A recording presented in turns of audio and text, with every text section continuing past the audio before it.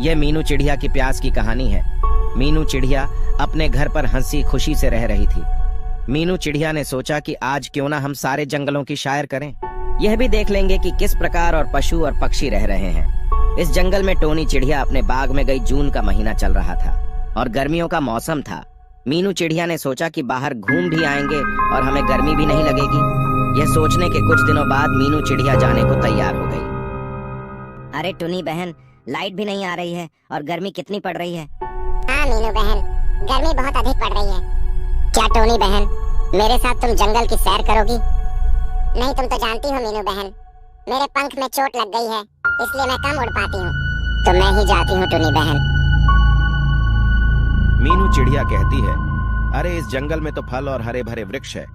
ये जंगल हमारे अगर जंगल के पास होता तो बड़ा मजा आता। फिर मीनू इसलिए दूसरे जंगल में जाती है और कहती है, इस जंगल में तो खाने का भोजन कम है और वृक्ष तो हरे भरे हैं और कितना प्यारा जंगल है।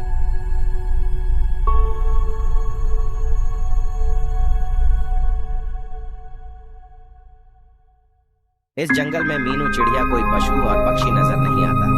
तभी मीनू चिड़िया और अगले जंगल में जाती है और वहां पर देखती है, अरे इस जंगल में तो रेगिस्तान है। इस जंगल के सारे पेड़ पौधे पानी भी सूख गए। मीनू चिड़िया कहती है, इस जंगल में तो जीव जंतुओं का रहना भी असंभव है। इस जंगल में मालूम पड़ता कोई जीव जंतु नहीं रहता है। मीनू चिड़िया काफी जंगलों की सैर करती है। तभी मीनू चिड़िया को बहुत तेजी से प्यास लगती है और फिर चिड़िया जंगलों में पानी की तलाश करने लगती है। लेकिन मीनू चिड़िया को कहीं पर भी पानी दिखाई नहीं पड़ता। मीनू चिड़िया काफी देर तक इधर से उधर पानी की तलाश करती रहती है, लेकिन उससे पानी कहीं दिखाई नहीं पड़ता है। तभी वह एक और घने जंगल में पहुंच जाती है। मीनू चिड़िया एक ऐसे जंगल में पहुंच जाती है जहां से उसको कुछ घर दिखाई पड़ते हैं। मीनू चिड़िया समझती है कि वहां पर जरूर कोई पानी पीने की व्यवस्था होगी। मीनू चिड़िया फिर एक घर की झोपड़ी के ऊपर बैठ जाती है और वह दिखती है कि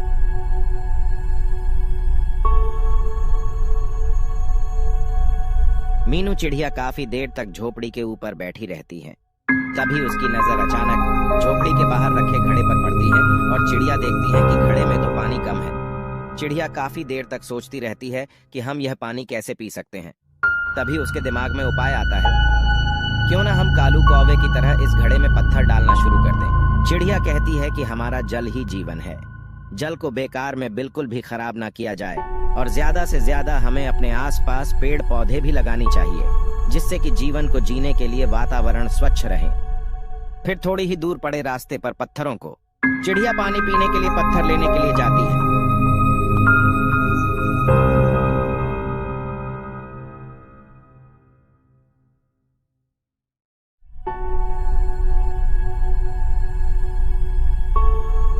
चिड़िया पत्थरों को एक एक करके घड़े में डालने लगती।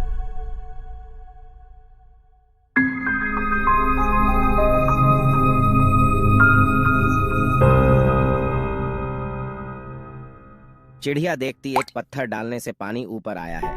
अगर हम सारे पत्थर पानी में डाल दे तो पानी शायद ऊपर आ जाए। चिड़िया लगातार पत्थर डालती रही और उसने एक एक करके सारे पत्थर उस घड़े में डाल दिए।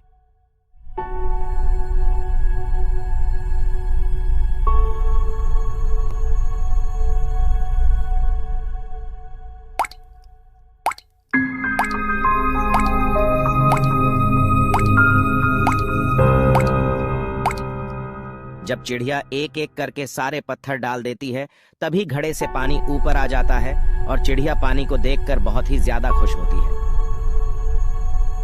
चिड़िया कहती हैं, कितना मीठा मीठा पानी लग रहा है। अगर यह पानी ना हो तो हम सबकी जिंदगी भी ना होगी। और चिड़िया उस पर बैठे बैठे कुछ कहती रहती है।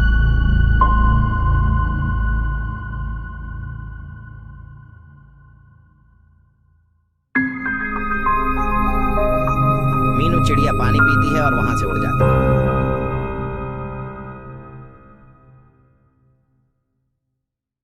मीनू चिड़िया जिस रास्ते से गई थी उसी रास्ते पर चलते चलते अपने घर आती है। आप ही देख लो, चिड़िया को पानी पीने के लिए कितनी मेहनत करनी पड़ी।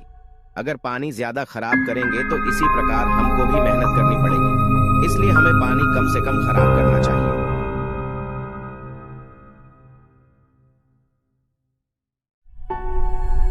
मीनू चिड़िया अपने घर को देखकर बहुत ही ज्यादा खुश होती है और कहती है, अपने जहां से अच्छा कुछ नहीं है। चिड़िया फिर अपने घर के अंदर जाती है। चिड़िया भगवान से प्रार्थना करती हैं कि हे भगवान, आपका लाख लाख शुक्रिया करती हैं जो घर वापस सही लौट आए, और चिड़िया है कि अपने घर से अच्छा कुछ नहीं है।